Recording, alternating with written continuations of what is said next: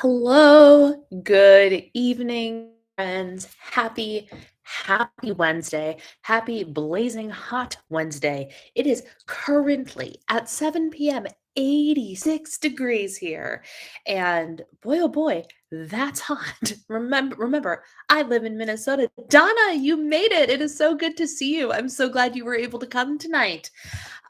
So we're here for another chit chat, another weekly chat. And as you guys have seen by now, we are calling this Wellness Wednesday just to kind of give it a title. And today specifically, I thought that it would be apropos to speak on setting up yourself for success and a healthy summer and a well summer, whatever the heck that means to you. And that's part of the discussion that we can have, right? Is what does that mean for individual people? For some people, like myself, it means, diet and weight loss and all of those things. For other people, it might mean letting go of things, kind of loosening the reins a little bit and embracing something else for the summer season. Who knows? Who knows? It is up to you to decide what the wellness and the healthiest summer for you is to be. So, Lauren's here and Lissa's here. Hello. And Lori, hello, my friends. Got to get used to how you just pop up. I know. And y'all, I can go back to StreamYard and try it again, but I feel like the quality is just so much better when it comes straight through YouTube, right? Maybe I'm crazy. I don't know, but I feel like that's the truth. 88 in central New Hampshire. Oh my goodness. Yeah, there's a heat wave, y'all. There's a heat wave. And you know what? In my opinion, it came at the perfect time. This past weekend, it was Memorial Day weekend. I hope if you had plans, you had a wonderful time. But it's the unofficial, or is it like the official? It's not the calendar start to summer, but it's like the understood start to summer. Am I right? Like everyone understands that Memorial Day weekend happening. Summer activities are starting. Like it's all happening now. So Memorial Day is, I don't know if you call it the unofficial start of summer, but like it's really the official start of summer. So it is appropriate that the hot blazing temperatures and supercharged sun decided to show up this week. Hello, Paulette. Hello, Julie.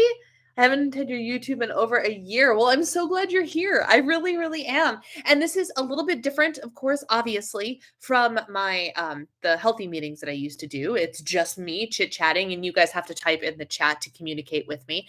But I like to cultivate the same sort of air of conversation. Even though I'm the one talking at you, I really want to talk with you rather than at you, which is why I love when you guys are active in the chat portion of the live stream. So keep the things coming. Julie, did I say hi to you already? Julie and Paulette, hello. People starting summer on Memorial Day never made sense to me. But like, it does make sense. It makes perfect sense. Because if you think about it, the way, at least in the United States, the way that we build our calendars, Memorial Day to Labor Day is summer. That just is what it is, right? Activities in school, schools often start before Labor Day. When I went to college, my college moved back in on Labor Day weekend. That was like the big weekend. So like my summer happened right before Labor Day or right before Memorial Day and ended at Labor Day. And so it's just always for me, that's been like summertime, right? And then once Labor Day happens, like you're officially in the back to school fall season. So I get it. And I am here for it. I am so glad because let's be honest, I am not waiting until June 21st to embrace the concept of summer. Not happening. When it's really, really hot and like you lose an entire month of the summer season if you consider that to be summer, because by the time you roll into September, we're not talking about summer anymore, especially from a content and seasonal living type of perspective, right? By the time September rolls around, we are in fall, even though technically fall doesn't start until the end of September, right? Like it just is what it is. So happy summer, y'all. For those of you that choose to celebrate, happy summer. Good evening, Kim. Thank you. Oh, thanks so much. That's the thing that doesn't make sense to me. Here, school get out in late June. Oh, no, not here. Not or wait, is it just a Midwest thing? When do schools get out by you guys? We have had people getting out of school for weeks now. Like I've seen people posting last day of school pics starting 2 weeks ago, which is mid-May. And I know where I grew up, it's like this weekend is graduation weekend for the high schools and things like that. Um, Why is Lissa's chat blue? Because Lissa is one of my moderators, which means that she has control to look at the chat, and if any spammers and trolls and whatever show up and I'm not paying attention, she can take care of them for me. She has power in the chat. So it just with the little wrench says that she's one of the moderators. Um, we are now on vacation and going to have family cookout on Saturday. I pray that the coming rain stops on Saturday morning. Um, Idaho tomorrow. Yeah, tomorrow, Idaho. Okay, cool. Probably because she has the wrench. Yes, yes. So that's that's why. Good question. Valid question. Middle of June around you. Interesting. Isn't that fascinating how it's so different across even the United States? That's really, really interesting to me. I don't remember getting out of school until late May. So like this still tracks. I don't think they've changed anything. Like we're going to Illinois for the weekend, and my like Friday I'm available. We're leaving tomorrow, and it's just, a real quick trip. But my mom's like, Alice isn't going to be out of school then. Like she still has school on Friday. So my niece is not out of school yet. I don't know when her last day of school is, but it must be next week. Because typically what happens for us is like the graduates and people leaving the schools end school first. So like if the graduates are done today, which is Wednesday, um, they're done the rest of the week, but the freshmen, sophomore, juniors still attend school through the end of the week, and that's probably their last day. I find myself nodding like you can see me. Hey, nod away. Pretend I can see you. Pretend I can see you. West Virginia schools are out for summer. New Jersey school ends in late June and starts after Labor Day. That is so interesting. I always started before Labor Day. And then we loved Labor Day because Labor Day was the first official day off of school. It's like you're in school for a couple of weeks and then you get a day off, which is great. If you get out in May, do you go back before Labor Day? Technically, yes. Yes. Typically. I don't know what it is now. Like I said, I didn't start going back to school in college until Labor Day. And that was the latest that I had ever gone back to school was Labor Day weekend. And so Labor Day weekend, and the classes would start like that Wednesday or something. June 16th. Wow. Wow. That is so crazy to me. It really, now I have to ask my husband when he got out of school. Because he's in Florida. He was from Florida. So like he's out east too. I don't know. I was raised where like end of May is the last day of school. Sometimes the first week of June. Like it wasn't crazy for like June 4th or something to be our last day of school. That was normal. But not mid-June. No, we were done by June. Fascinating, y'all. This is fascinating stuff. So okay, let's start going into our actual content for the evening. Not that this isn't fascinating conversation, because I just kind of assumed we were all on the same basic like plus or minus 2 weeks structure, and apparently that's not true. So that's very interesting. Let's start with our highs, our lows, and our wellness wins. This, of course, is the opportunity for you to share the highlight of your past week for me, for us, the community. Your low, if you so desire to share kind of the lowest point, the the blah of the week, you're welcome to share that as well. And then since we started Wellness Wednesday, we are starting the wellness wins as well. So I would love for you to share something that pertains to your wellness journey, however you define your wellness journey. What is your biggest win in your wellness journey this week? Interesting. Yes. Yes. Yes. Yes. People talk to me, people do all sorts of things. Just remember that I can't see you and I can only hear you if you type. So for me, my high, we threw a Memorial Day party for our small group, and it was just so much fun. It was wonderful. I made butcher box pulled pork again. I had a whole bone-in pork butt, and it was 4.5 hours in the oven. It turned out amazing. Every single person loved it. But more importantly, like we all got together and just had a great time. And this was the first time we really chose to get together outside of our obligatory meeting time, which coincidentally happened to be on the week that we were supposed to meet. We meet every other Monday night. And this past Monday, we were supposed to meet. But of course, it was Memorial Day. So we were like, we don't have to meet. But when we were discussing it next, all of us were like, well, none of us actually have Memorial Day plans. Why don't we get together anyway and just have a party? And we did. And Eric and I ended up hosting, which was totally fine. And it was just so fun. We spent like 5 hours together, just talking about everything under the sun. It was a really great bonding opportunity for us as a small group. For those of you who don't know, sometimes small groups or life groups are groups that you're put into or you sign up for within a church community.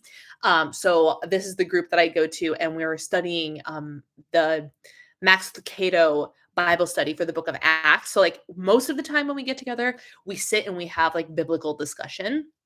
But every handful of meeting times, we do something fun. We have dinner, we have a game night, and we happen to have this party, and it was wonderful. It was great.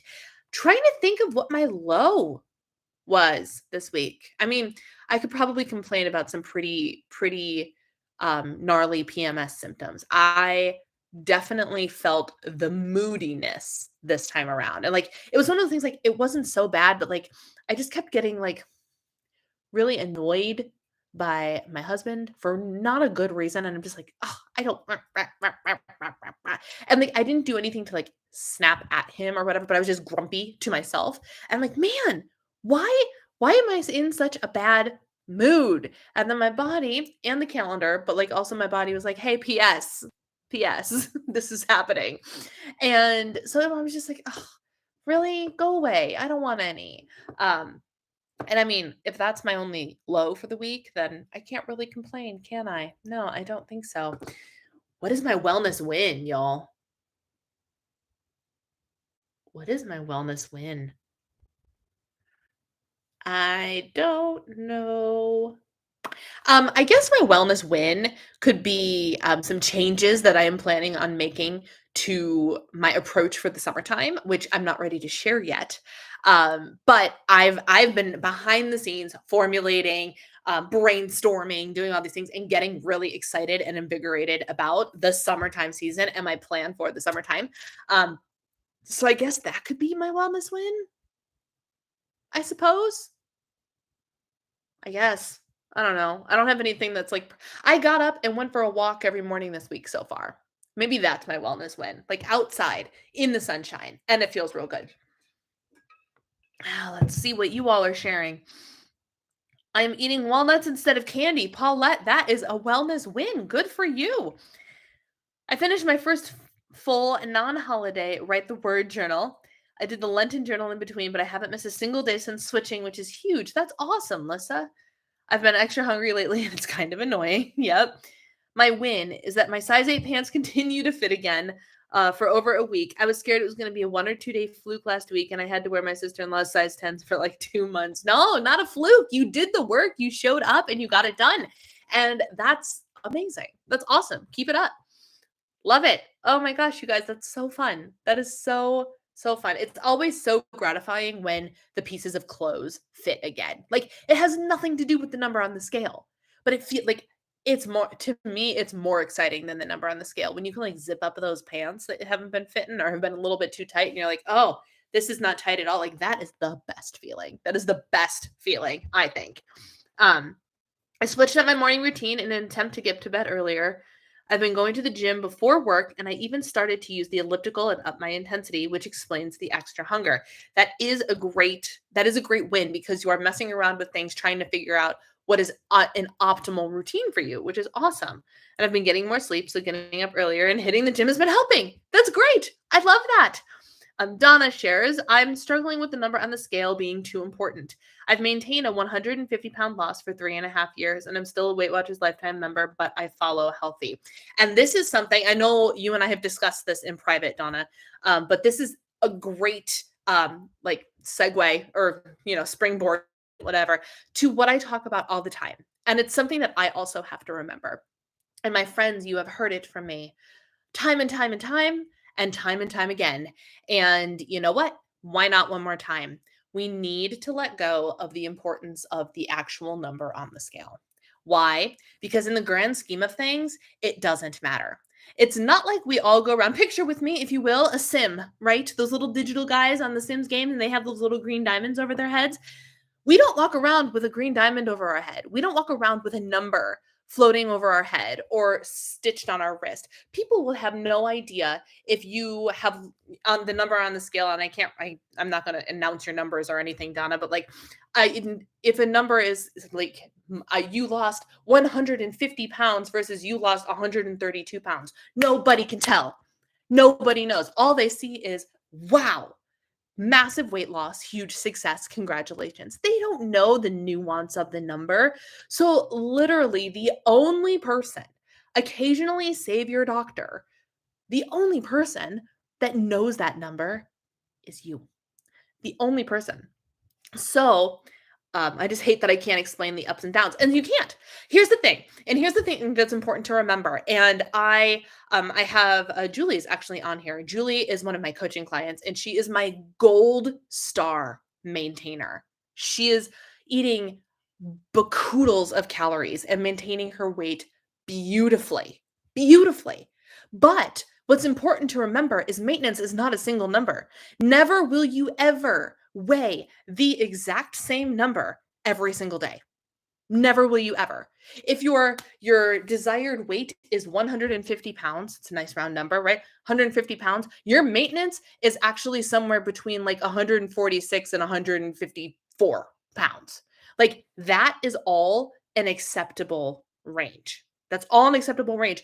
And Julie, I'm using you for an example. I hope that's okay. I watch Julie's numbers go up and down and up and down and up and down and up and down day after day after day. Why? Because she does daily weigh-in for me. So I can see what the number on the scale says every single day. What matters to me is not, oh, the scale went up. Oh, the scale went down. What I always look at is what are the averages playing at here? And are the averages roughly around where we want to be? And if the answer is yes, then that's great. And there's another part of, now that I see that I have permission, of Julie's journey is that her maintenance weight has actually gone up a little bit. Not an extraordinary amount, but here's the magic of it, right? She has learned through the mindset shifts that it takes a lot of work for us to get to the place that Julie has gotten with her mindset over gaining a little bit of weight on the scale. Here's the thing. Her scale number is higher than when she started with me hanging out at maintenance. Her waist size and her hip size and all of her measurements are lower than when she started with me. So literally her weight is going up or has gone up. It is restabilized. It is restabilized at a slightly higher place. And that's fine. She's maintaining that weight beautifully within the range of a couple of pounds that go up and they go down and they go up and they go down. But it is a higher average than it used to be. And she has gotten over that. And I can see what she's saying. If my weight is up and it bugs me, I always measure. Why? Because her measurements have gone down over time, which tells me that she lost a little bit more fat, even though she gained some weight. And she's maintaining gold star. We should all be so lucky as to be able to maintain at the level that Julie maintains, because she's the perfect maintenance client, truly. And it's great. And it makes me happy because she's also eating so much food and she's maintaining her weight and she's so active. And it's just all the perfect formula. But the key here, the lesson here is that ultimately her weight is still higher than when she started.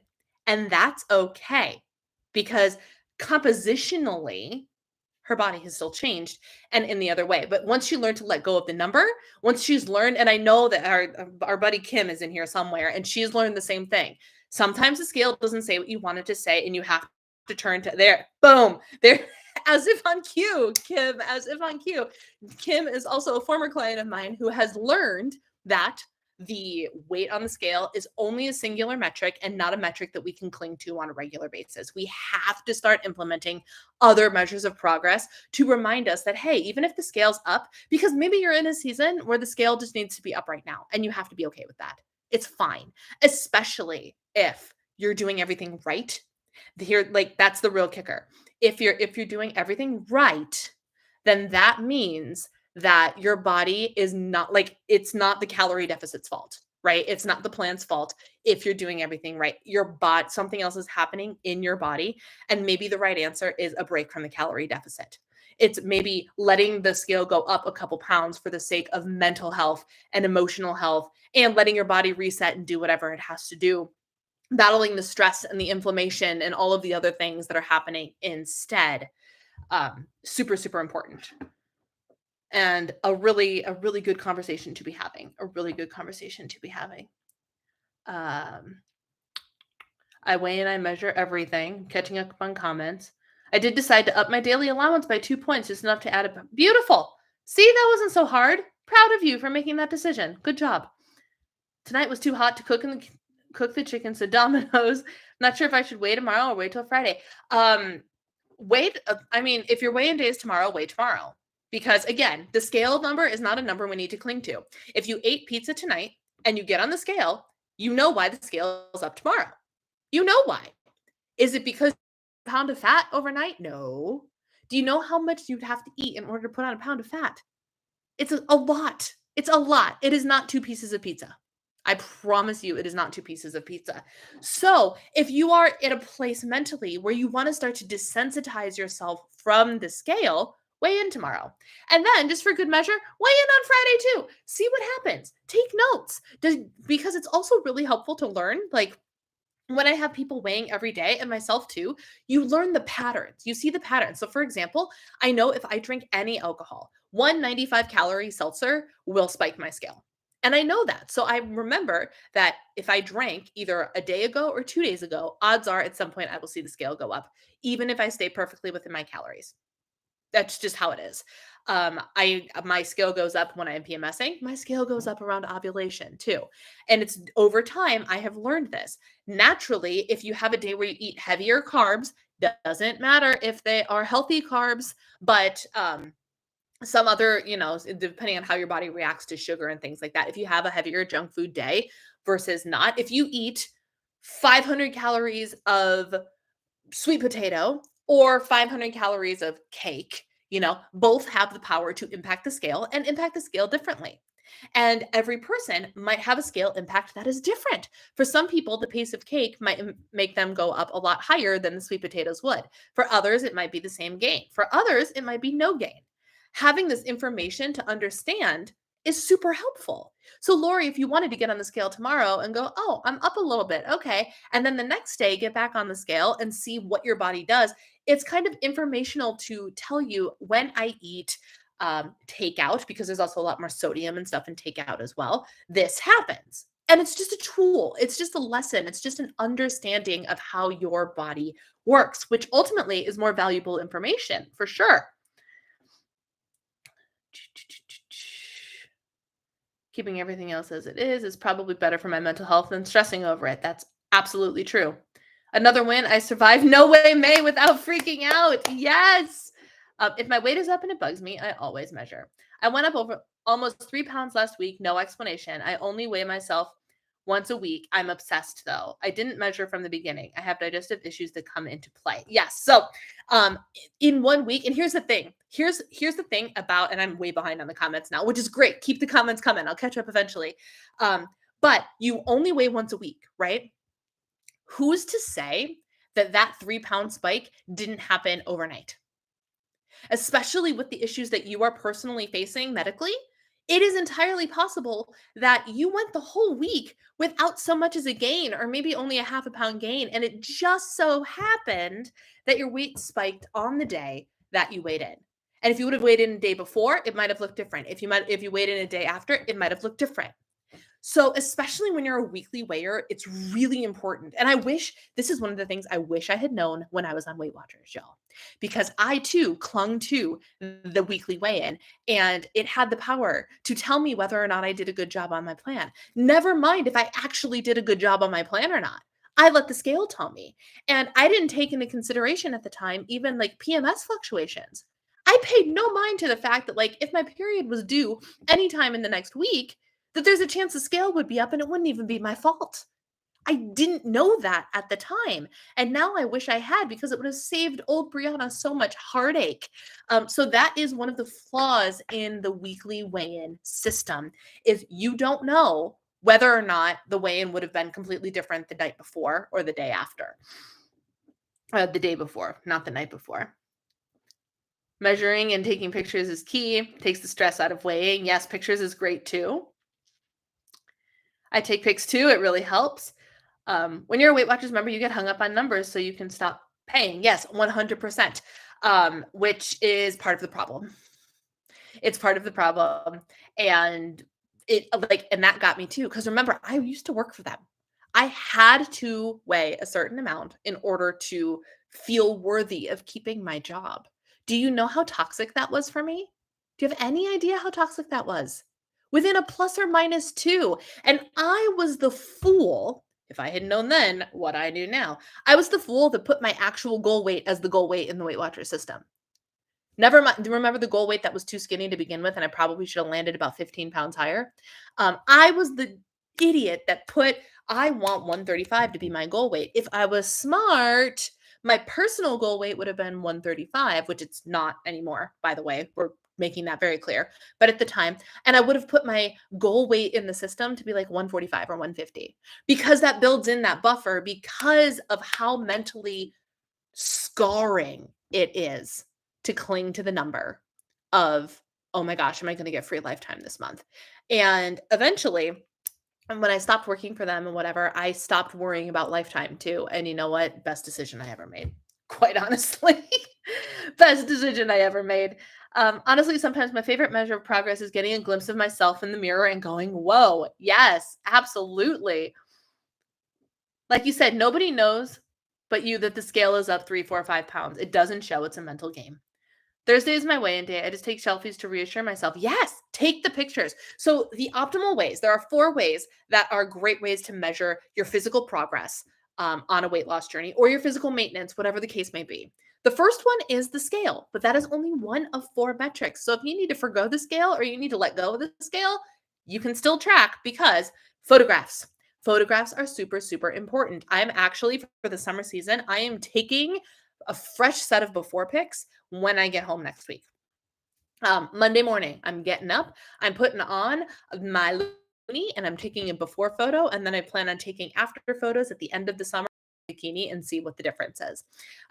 So photos, absolutely 100%. Measurements, absolutely 100%. Like if you can take anything, measure around your waist. I don't care where you measure, as long as you measure in the same place every time. Don't care where it is. So like I do like a love handle measurement and then a right above my belly button measurement because I'm specific and I'm also hourglass shaped. So those 2 measurements can be very different. But it's up to you. And I tell people if they don't know where to go, to do it right by your belly button. The belly button ain't going anywhere. So it's going to be in the same place every time.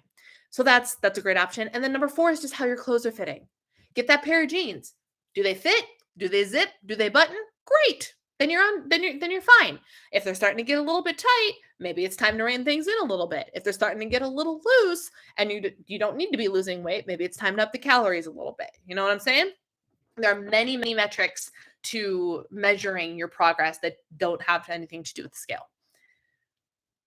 Weighing daily helped teach me about how my body reacts to things. I used to avoid Chinese before weigh-ins because everyone talked about how much it made them gain. I'm not super sodium sensitive, so it turns out I would have been fine. Yes, yes. I weigh every day. Then you really see the fluctuations up and down, and you realize the ebb and flow of it. Yes, 100%. I'm learning about carbs, making me retain water, even healthy carbs like fruit and veggies. I watch my sodium. Yes. So that is just fact. Let me be clear. That is not a reason you should be avoiding carbohydrates because water weight is not fat. If you're putting on a little bit of water, it's not a big deal. It's really not. Remember, ultimately, like on your way down to 150 pounds lost, right? 150 pounds lost. What you really wanted to lose on your body was not the number on the scale. You wanted to lose the fat off of your body, right? Biologically speaking, whenever we consume carbohydrates, no. Fibrous carbohydrates or not fibrous carbohydrates. When you consume carbohydrates, for every 1 gram of carbohydrate you consume, you can retain 3 to 4 grams of water. So mathematically, that's just more water in your system. Let me be clear. Your body needs carbs. People that are telling you they don't are lying to you.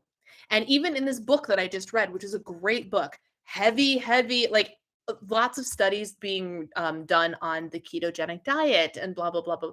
It's not good. Don't do it. You need carbs. You need them.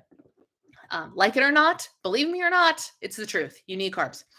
So it's just a part of life, right? It's just a part of life, but it also helps with the understanding. If you go out and you have a great night and you consume a whole bunch of bread and this and that, and you look at the scale the next day and you go, holy moly, what did I do? And then you remember you consumed a bunch of carbohydrates last night. All of a sudden you're like, oh, phew, I know exactly what's causing this. No need to worry, right? That's my strategy too. I can tell when I eat or drink certain things that my weight will spike. I clung to that. We were specifically taught we shouldn't weigh in more than once a week. The thing that helped get me used to daily weighing was looking at averages instead of the individual numbers. Then it's not a big deal. Completely takes the pressure out of weighing. It's freeing. 100% it's freeing.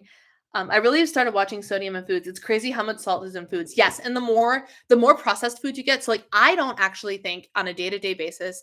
I mean, I'm sure I get enough. I don't think I'm sodium deficient or anything, but I don't get a lot of sodium because I don't eat a lot of processed foods. A lot of my meals come homemade. A lot of the vegetables are just vegetables that I add things to, and it's rarely salt. I do a lot of seasonings, but I do not add a lot of salt to foods. Um, so sometimes you just got to watch. Weight Watchers doesn't require their coaches to be a goal anymore. I hope not, because that freaking ruins them. It ruins them. How tall are you? I'm 5'6". I was getting close to my I can declare goal weight, and then stress of lifetime weigh-ins is what drove me to quit Weight Watchers entirely almost 3 years ago. I pay healthy, so my free lifetime Weight Watchers membership is only so I can use Connect and get weighed. I don't go to the messages. I get nothing from them. So then my clothes fit, but when I'm bloated, the waist can be tight, and that's understandable. And again, the bloating thing is probably not a food thing. It's all of your other things, right? So sometimes that happens, and I don't know enough about your specific things to your specific medical conditions and how they work to confidently give you specific instructions to help you. But what I can say is letting go of the number is going to help free things up for you a little bit. I take photos every Monday. I'm not avoiding carbs. I'm resisting the temptation to restrict my food. Good for you. Good for you. Good for you.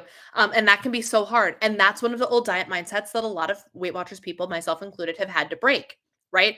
Oh, the scale went up for a day. Let me eat 1,200 calories. Let me pull back. We all do it. Every single one of us does it. And then there are the people like Kim and Julie who they have the impulse. I know they do because they've both told me. But then they go, wait, let me measure, let me take a breath, let me put my head on straight, and then the feeling passes, right? And I have the same thing. I'll get on the scale and be like, what can I do to fix this? Panic, panic, panic, frantic, frantic, frantic. And then I go, what fix? What? Relax, chill out, take a breath. 150, yes, yes. Kim with her million exclamation points. Donna, 150 pounds lost is an amazing accomplishment. It is an amazing accomplishment, which is why it hurts me a little bit to have you like so worked up 4 pounds because you've done such an amazing thing. You've done such an amazing thing. I don't think there's anybody else in the room right now who has succeeded in that way that you have succeeded. Correct me if I'm wrong, y'all, but like that's incredible. I actually realized that I probably need to add more carbs. I tried a protein yes, carbs, man, carbs. Having a lower protein and high carb snack. I'm scared to weigh daily. So don't start with daily, but maybe start with a couple of days. So you could do it one of two ways. You said your weigh-in day is on Thursday, right? So you could to dip your toe in, you could start with like a before and an after. You could do like Thursday's your weigh-in day. You could choose to weigh in Wednesday and Thursday, or Thursday and Friday if you wanted to kind of like see how a day-to-day fluctuation happens for you. Or you could do something like weigh in on Mondays and Thursdays. Start small. I don't believe in taking the big leap all at once, right? I believe in making small changes incrementally. So if the idea of weighing in daily scares the daylights out of you, don't do that yet. First, get comfortable with one extra day a week. And then maybe when you're at the one extra day a week, you're like, oh, okay, I got this. Maybe then do 2 extra days a week. So you're weighing in 3 days total. And then if you feel so compelled, you can eventually get up to daily weighing. But I would not recommend, if you are so gung-ho about the weekly weighing, jumping right into daily weighing because it might freak you out. So just mess with it. Mull it over. Mull it over. Ultimately, it is always your choice what you do with the information that we give you here. But just take some time to think about it, mull it over, and see if maybe you want to try it out. And here's the thing: you can try it, and if you don't like it, you don't have to do it ever again. That's the thing, right? Um, I was scared to weigh daily also, but it's one of the best things I did. The stress relief regarding the scale is virtually gone. Julie to Donna, it's hard to weigh daily at first, but once you have a few weeks of data, it's fun to see how the weight changes. Paulette says, I think I need to weigh daily. Yes, yes. No way May is over, y'all. Tomorrow we all get to wake up and get on the scale. Although I might wait until Monday because Aunt Flo is literally knocking at the door. And I'm like, I'm going to get on the scale tomorrow and it's not going to be an accurate representation of what's happening at all. So I might wait till Monday, to be honest with you. Do you think the scale, like the Shape-A, where it will show you how your weight is trending without showing you the number, will help? That is an interesting thing. That does. So what Lissa's talking about, too expensive. Okay, you knew about it. Yes, it does have a subscription, which is what I was going to say. So you do have to pay a fee for it, but it makes sense. I'm afraid I'll wake up 300 pounds. I know that's not reality. I have treat days on Thursdays and Fridays, so Monday and Thursday might work. Yeah. And that's actually a great way to kind of keep things in check, right? But so there's flip sides to this. There's multiple to this. Monday and Thursday would work really, really well because it will give you a clearer picture, right? However, you do have to understand that if you start with Thursday and then you weigh Monday after days, there is a likelihood that the scale will be up on Monday. My trend is always highest weight on Monday, lowest weight on Thursday. That is my trend. Why? Because I eat more on the weekends and I eat less clean on the weekends and I do less activity on the weekends. So for me, my scale will always start high on Monday and be lowest by Thursday because that's just the natural ebb and flow of how I do things. But that doesn't mean that you did something horrible. So just make sure that you are mentally prepared for that. Don't freak out if you get on the scale on Thursday and it's okay, this is great, this is fine. And then you have your treat days and then you get on the scale on Monday and the scale's up a little bit. Do not freak out. Do not freak out. But knowing that and understanding that can allow you to start to dabble in understanding and observing the fluctuations of the scale. And I wanted to comment on I'm afraid I'll wake up 300 pounds. That's body dysmorphia at its finest, right? And you won't, and that's hard. And that's almost something that might be worth that's a mental thing. That has nothing to do with your actual journey. That is something that can be addressed more efficiently in something like a group or therapy or something like that. Because the facts are you're not going to wake up 300 pounds. You know that, right? And this is for all of us, right? Because we all have those struggles. We think that one bad day is going to cause us to reverse all of our progress. And we know that's simply not true, but it doesn't mean that our ego isn't back there clawing at us, telling us it's true. It's like having the little devil on your shoulder, right? The little devil on the shoulder is sitting there telling you that you just ruined all of your years of progress because you decided to eat a piece of cake. I need you to kick that little devil off of your like you are a dirty, filthy liar because you know that to be true. And then it's a lot easier said than done. But the more you can wake up and tell yourself, this is not going to cause me 150 pounds. This is not going to cause me to gain 150 pounds. And you know the steps that you need to take, right? You track all of your food. You can see visually all of the data of what you're doing, right?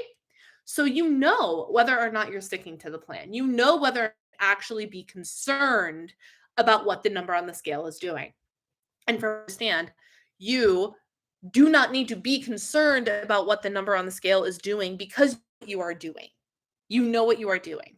If the scale started to continually increase and increase and increase 10, 15, 20 pounds, then maybe it's something that might require medical intervention. But 3 or 4 pounds, I'm cutting in and out.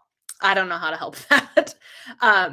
Cutting 3 or 4 pounds or worrying about 3 or 4 pounds, not worth the energy. It's not worth the energy.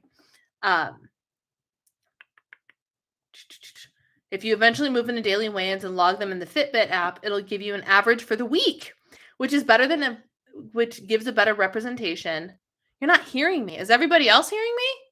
Give me a thumbs up. Are we good? Can you hear me? My clock is running. But no one else is good. You're good on my end. All right, Lissa can hear me. Kim can hear me. It must be you. Everyone else says I'm good. Y'all had me worried there for a second, but I know there's a couple second delay, so I just had to wait. Okay, good. Because I don't think I'm having any internet issues either. So I am not entirely sure, but good. Thank y'all for the feedback. Appreciate it. Um, I didn't know that the Fitbit gave an average weight. That's actually really cool. Not something I can take advantage of, but very cool. My weight tends to be higher on Tuesdays and Thursdays because Tuesday is my first early week. Yes. And Thursday is my second, and 2 days post small group night. Yes, yes. Excellent, excellent, cool. Yeah, just hit refresh and see what happens. Yeah. Oh man, solid conversational topic, y'all. This is it was happening for me, but I exited and returned and it's fine now. Perfect. Thank you for that feedback, Lauren. Um, this is an important conversation. And it's a conversation that I will have with you over and over and over again because everybody needs to hear it. And what's the rule? It takes hearing something at least 7 times before your brain is willing to actually implement it sometimes. So you're going to keep having this conversation with me because it's an important conversation to have. And it's an important conversation for me to remember as well. So, great conversational topic. Shout out to Donna for starting that conversation. Very, very good. Let's take a couple of minutes and talk about summertime. What is summertime in terms of your wellness journey? And remember, last week we defined wellness as what exactly did we define it as? Not just as the health and weight loss, but as a harmonizing between the health levels of our mental health, our emotional health, our physical health, and our spiritual health, right? And the harmony between all of those and that balance, right? So in the summertime, am I the only one? That number should be a lot higher. I know it should be a lot higher. Some people need to hear things a lot more than 7 times, but I think the studies have shown that 7 times is like the minimum we need to actually really process something, which is why a lot of teachers and stuff repeat themselves. Um, so, what does summertime wellness mean to you? When you think of summer and your wellness journey as a whole, what does it mean to you? For me, and you guys hear this from me all the time, I feel like I come alive and I thrive in the summertime, right? I am outside and I am walking and I'm soaking up the sun, which means I'm getting that vitamin D. And doing these things also results in stress relief and increased endorphins. Y'all, when it is summertime and all the good fruit is in season and all of the produce just looks so beautiful, I consume a lot more fresh. I consume a lot more raw. I consume a lot more cold. I'm much better at drinking my water because I just love, love, love the cold, iced down beverages. So everything to me in terms of wellness feels better. I'm wearing less clothes. I'm warmer and I'm not cold all the time. I'm miserable when I'm cold all the time and I'm cold half the year. So I'm outside literally yesterday. It was 85 degrees in the middle of the afternoon and I was cold because we run our air conditioner in here because my husband runs hot. And so it's oftentimes the balance is very strange. But oftentimes, if he's comfortable in his office, it's cold most other places. So I was cold enough where I'm like, you know what? I'm going to go read outside in the blazing sunlight. And I did. I put on my sunglasses and I went outside and I sat out there for probably 25 minutes and I just let the sun sink into my body. And I got hot and it was glorious. And then I went inside to the cold house and I felt so much better. I was just like, "Oh, I feel great. This is wonderful." And I was warm for quite some time after that before the air conditioner, you know, paid its toll and took the heat back out of my body. But everything about summer breathes life to me, you know? And so for me, summertime wellness like my approach to summertime wellness is a lot more, and it's going to be this year too, specifically about me coming alive, right? And I talked about like my summertime goals. Do I have that sheet here? I have my fun list here. Oh, where did the goals list go? Here it is. I did a video yesterday. It was a live stream that I set like summertime specific goals. And as a reminder, they are to work on my diet mindset and switch some things around in my diet, to honor my body, work on my body confidence and all of that, have fun, say yes, embrace discipline, release old expectations, do things and soak up the sun. There's a lot about here about doing and go. And I looked at my husband and he and I have had this discussion multiple times in the last week. We need to do things this summer. We need to get out. We need to go. We talked about the summer concert series, which is inconveniently on a Thursday night around here. But I was like, look, if you can swing it every couple of weeks, like get off of work at 5 and we can go and we can have a night out on a Thursday. And he was like, yes, I'm going to try it. Like just the energy that it gets infused into summer has me so excited about doing, switching up my workout routine, making sure I'm getting a lot of steps in, spending time outside, drinking all that water, eating all that fruit and vegetables. Like, oh, I'm just so excited thinking about it. And all of those things aren't just things that are getting me excited, but they're also things that are going to help me along on my fitness journey and my wellness and my mental health, and hopefully get me out of whatever rut has been plaguing me since the pandemic started. You know, summer is my favorite season. I have wonderful memories of sleepaway camp. I'm always cold, so hot weather is great. Yes, yes. I'm not a lot of people like hot weather. And it's interesting because even people with my disease, the topic came up in the Facebook group just the other day. How many people hate the hot? I feel like I can't function, blah, blah, blah, blah, blah. And I'm sitting there going, and I even commented back, I'm like, I love the heat. I thrive in the heat. It's the cold that completely takes me out. So even within in my disability, there's a variance between who likes cold versus who likes hot. I decided to eat dinner and hang out in Panera outside before a small group yesterday, which is kind of nice. Trying to enjoy the time when it's warm, but not so hot that it's miserable. Yes. I'm not going to lie. I have to walk down to the mailbox and I'm very excited about it because some of that, like, oh, it's still 84. Huh. But like not that blazing time sun, or for me, it's like 3 p.m. sun is when it's the hottest. But like it'll still be hot and I can just go outside, it's like 3 minutes total, but it's just outside, a little fresh air, sit out on the patio, things like that. I love summer. The warmth makes me so happy. I like summer, but I feel overheated most of the time. Summer is a good mental health time and it goes way too fast. Yes, it does go way too fast. I agree. I don't love the cold, but at least my parents heat the house so I get relief. Right. I'm looking forward to getting together with people outside. I'm still COVID cautious and wear masks everywhere. And I work in a nursing home. Oh, good heavens. I don't go to indoor gatherings. Yes. So then it's a great time for you because a lot more gatherings are outdoors and have the option to be outdoors and have windows open and things like that. I totally understand. 100%. And yeah, and it's like for me, I'm most excited about the idea of like really leaning into like I have time set aside at the beginning of June to really just kind of go all in. I want to get my work done early.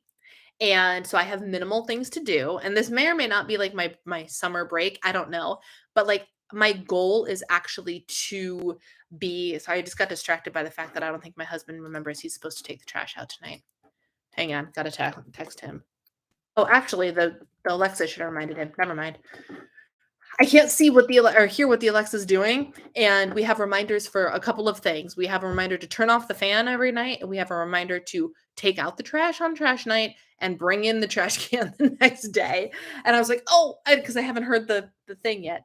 But I lost my train of thought now. Shoot, I lost my train of thought. I'm looking forward to getting together. I'm the only one masked where I work. All the mandates in healthcare are gone. I noticed that.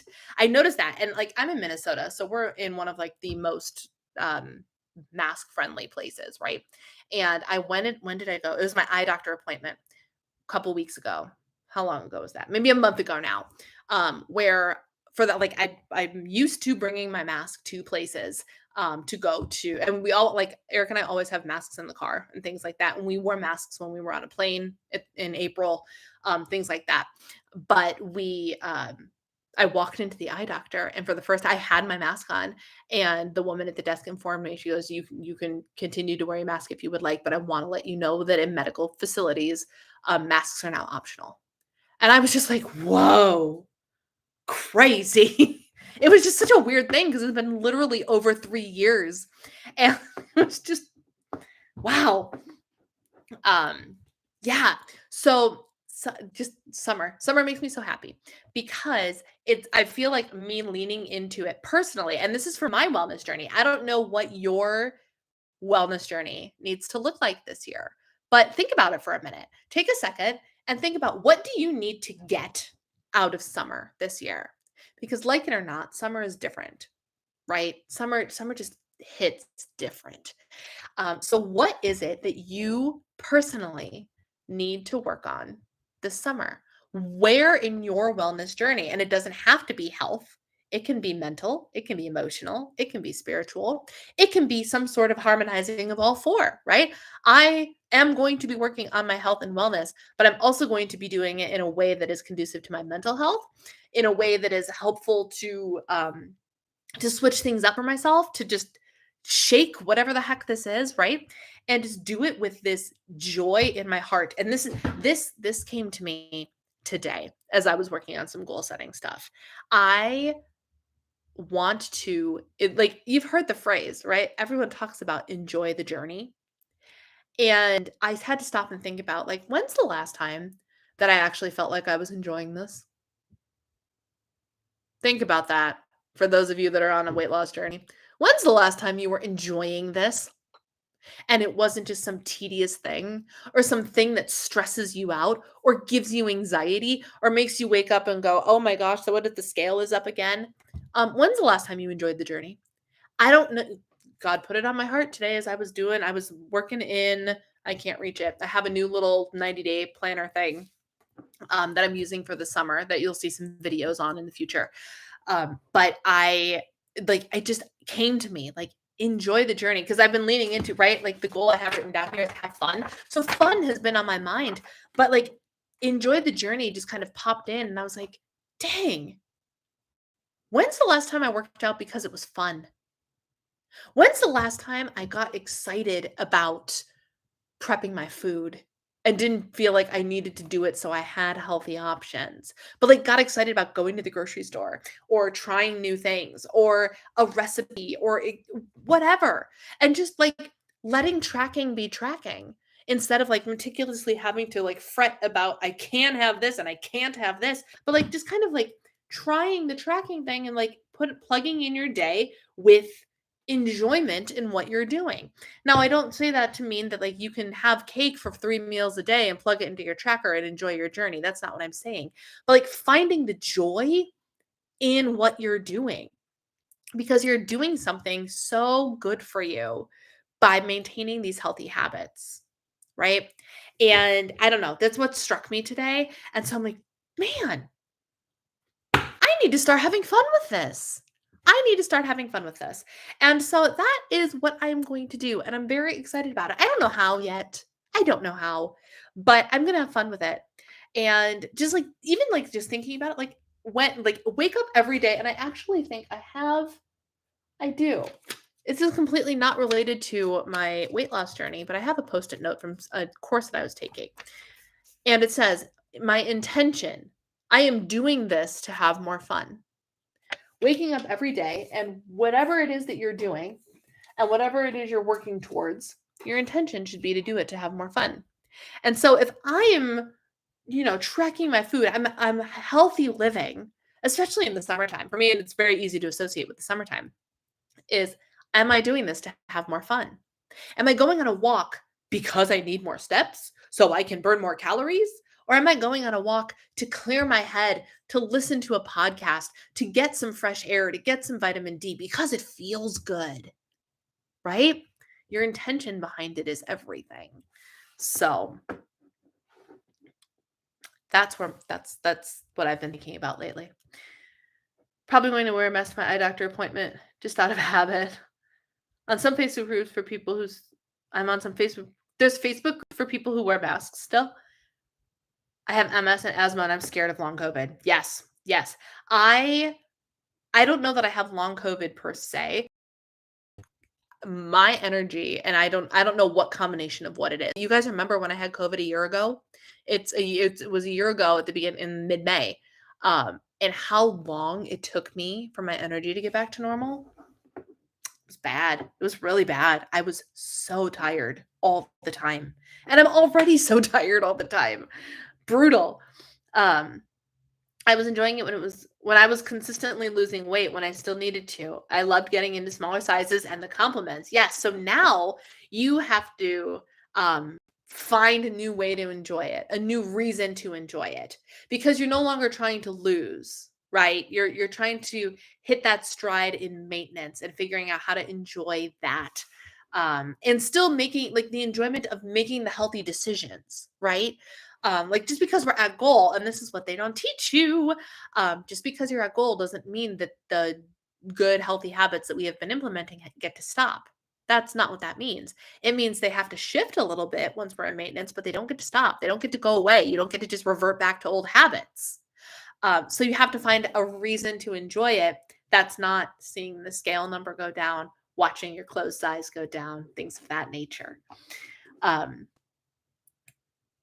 Basically, immediately before I started stressing over figuring out how to fit a 2-point banana into my day, because my body needs something. For me, the joy is in the fact that my food anxiety has been lessened significantly compared to where I was even a few years ago. Yes. Well, that's why I told you, I was like, look, if it's going to give you this much stress, it's not worth it. Like, just eat the banana or don't eat the banana. Like, it's at the end of the day, the banana is not the problem, right? The banana is never the problem.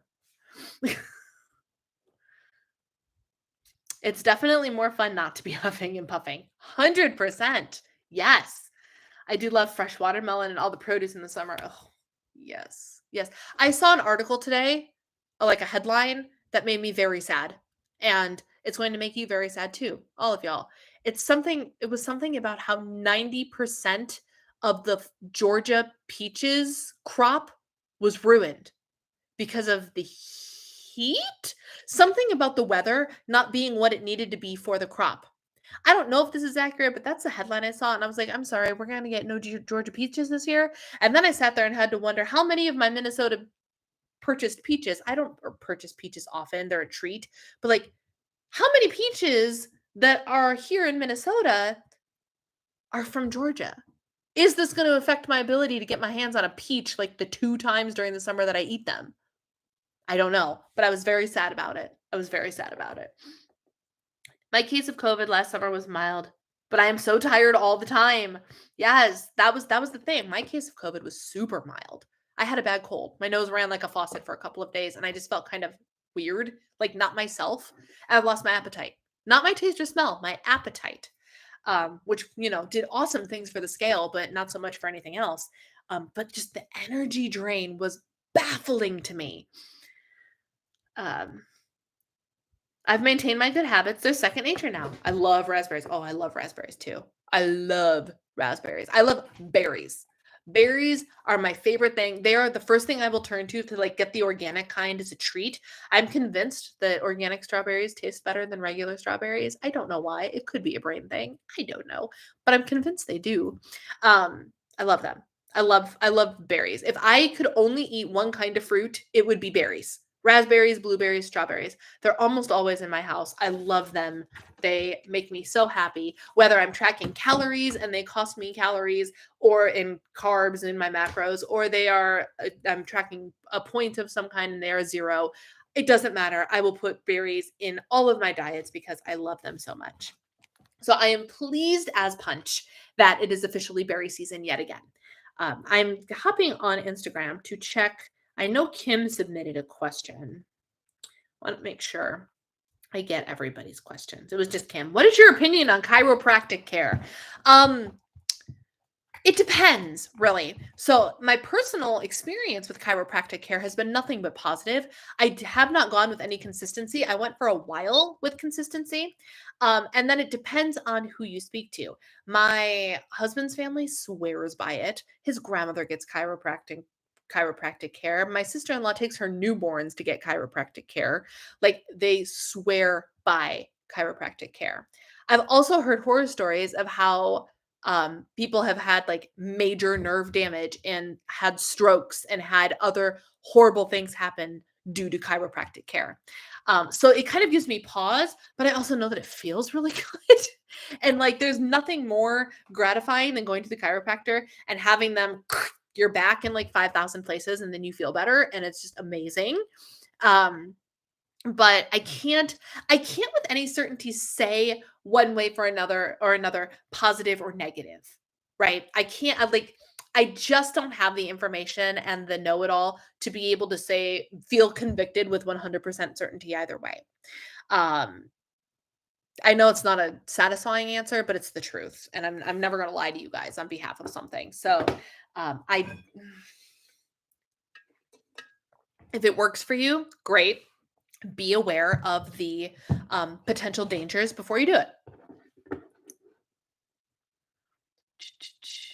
And once I gave myself those 2 extra points, I saw that without even trying. My breakfast, lunch, dinner fit in almost perfectly to the remaining dailies. Clearly, I'm in a groove. Perfect. Lori, that's what scares me. I have cognitive issues from my MS, and that can be a long COVID thing as well. Yes. Yeah, the brain fog was also epically bad for a while for me. Truly. Not to like scare you more, but like I got over it eventually, but it wasn't like 2 weeks. It was months. It took me months before I started to feel like myself again. And then one could argue, because you guys are really, I know we're at an hour, but I'm going to talk for just another minute. You guys are excellent observers of me. You watch my content. You know me probably better than I think you should. And we had a discussion in our Patreon last week, I think it was, where a community member who has been a member for a long time made observations about me that I kind of realized were true, but didn't really realize were true. But as soon as she said them, I was like, huh, that's really interesting. And so what was my point? So the brain fog was like months and months and months, and it was weird. And it was like I was much less effective, and it took me a long time to really get it back. And I still haven't completely shaken. I haven't shaken the rut that I ended up in. But I think that's more total pandemic than actually catching COVID. Um, you know, it is what it is. Reading comments, the apple and blueberry crops in New Hampshire got ruined from frost. Oh no! Don't take the produce away. I just realized I haven't been sick in a few months, and I was getting sick like every other month, starting with COVID in January, which I didn't even stop. Wait, what did you change that made you stop getting sick? Because you were sick literally constantly. What's weird is I did better when I was ignorant of macros and calories, and I just did points. And maybe sometimes it's okay to go back to that. Like my summertime is the time when I always change things up. Always change things up. So maybe it's time to do a little change. Maybe it's time to do a little change. And here's the thing, take the knowledge that you know and go with it, right? So if you know protein is important, make sure you have protein in every meal. You don't have to overthink it. You don't have to overthink it. There's a time for epic specificity, and there's time to be a little bit more zoomed out, right? And depending on what you need right now determines what that needs to be for you. I get that I can look at macros to a degree for information, but the specifics get to me. Brain fog sucks. Brain fog doesn't go away. Yeah, brain fog really does suck. I'm a nanny. We all caught it at the same time. I'm an expert at overthinking. Oh, you and Lissa should talk because she's also an expert at overthinking. Only thing I did differently is join the gym. Aside from a little period flu sniffles, I haven't been sick once, but I'm really not sure what it was. That's really interesting. I'm not even going to mess around with guessing because I don't want to put anything in your head that makes like a hypochondriac response happen. But that's just really interesting. Keep going to the gym then. Keep going to the gym. That you tell her I'm an overthinker too. Yep, I would. All right, my friends. This was a great conversation. Thank you so much for this. This was really, really important and really, really necessary, and I had a great time. So thank you so much for coming and hanging out with me today. It was lovely. I will see you all at the same time next week. Take care. Have a good one. Be well. Bye, guys.